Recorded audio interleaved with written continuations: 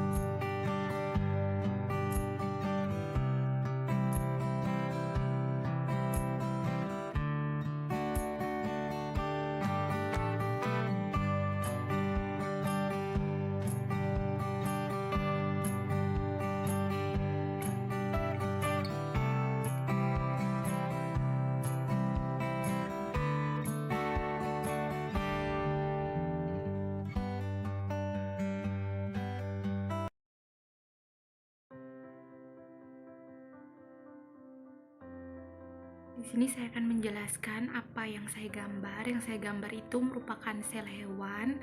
Sel hewan itu adalah sel eukariotik yang terdapat pada hewan. Sel hewan mempunyai kelebihan dalam membuat duplikat dengan mandiri dengan cara melakukan pembelahan sel.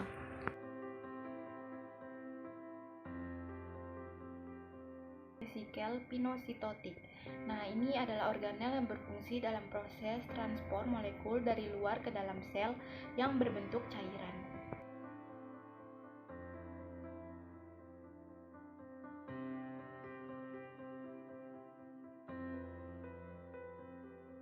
Oke, yang selanjutnya juga ada lisosom. Lisosom ini adalah organ di dalam sel yang berbentuk kantung yang diselubungi oleh membran tunggal. Fungsinya itu untuk mencerna senyawa seperti karbohidrat serta protein.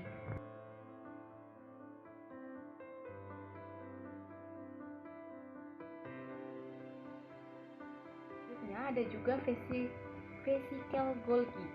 Itu merupakan salah satu organel yang terdapat pada sel makhluk hidup yang terdiri dari cairan tertutup oleh membran lipid bilayer.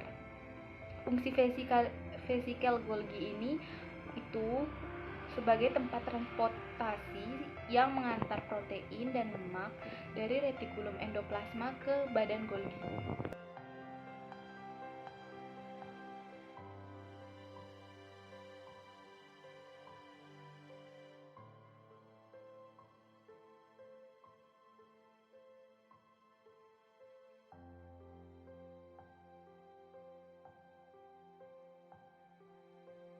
Selanjutnya ada retikulum endoplasma kasar. Ini adalah tempat dihasilkannya membran yang berfungsi sebagai tempat sintesis protein.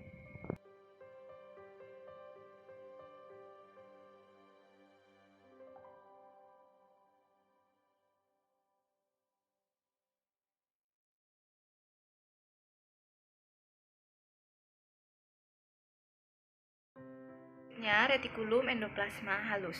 Ini adalah bagian-bagian retikulum endoplasma yang tidak diselimuti oleh ribosom dan memiliki fungsi untuk membentuk lemak dan steroid.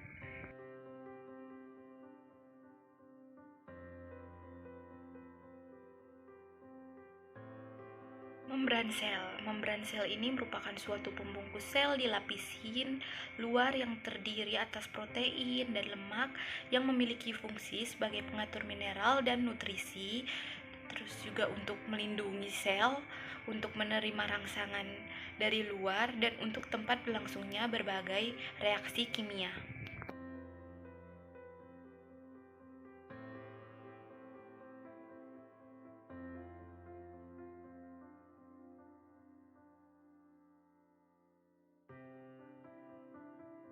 mitokondria, dinamakan sebagai mesin sel yang berbentuk hampir sama dengan cerutu dan mempunyai 2 lapisan membran.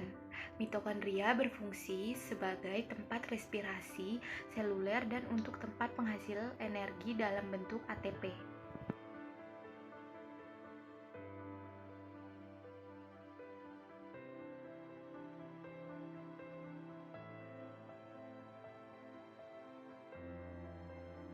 Selanjutnya, badan Golgi. Badan Golgi ini adalah organel yang bisa ditemui pada seluruh sel eukariotik yang memiliki fungsi sebagai pembentuk vesikula, sebagai pembentuk lisosom, sebagai pembentuk membran plasma, dan sebagai pemproses protein.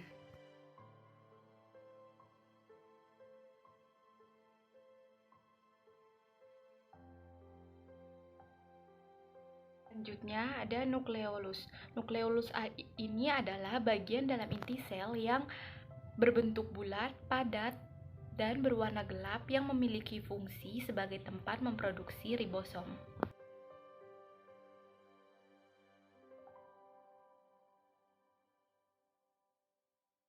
Selanjutnya ada nukleus. Nukleus ini adalah bagian sel yang melakukan pengendalian dan pengaturan aktivitas sel melalui proses metabolisme sampai proses pembelahan sel. Fungsi dari nukleus yaitu sebagai tempat terjadinya replikasi, sebagai penjaga integritas gen, dan sebagai penyimpanan informasi genetik.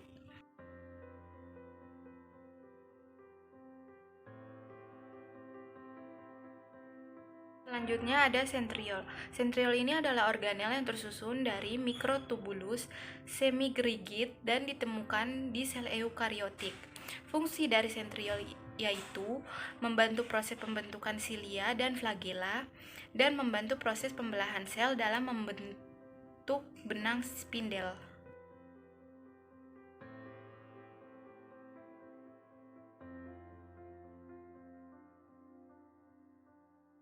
Oke, selanjutnya ada mikrotubulus. Ini berperan penting dalam pergerakan sel dengan polimerisasi dan depolimerisasi serta sebagai pembentuk dasar alat gerak silia dan flagela. Nah, fungsi dari mikrotubulus ini yaitu untuk melindungi sel,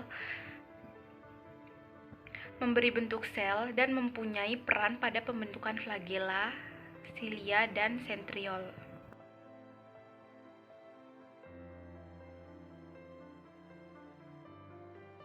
Selanjutnya, sitoplasma.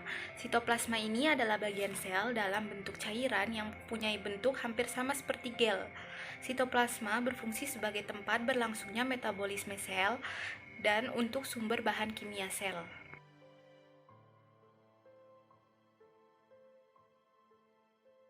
Ribosom. Ribosom itu merupakan organel penting dalam sel eukariotik maupun prokariotik. Ribosom ini memiliki fungsi untuk menghasilkan protein dan melangsungkan sintesis protein. Sekian video dari saya dan penjelasan dari saya. Terima kasih.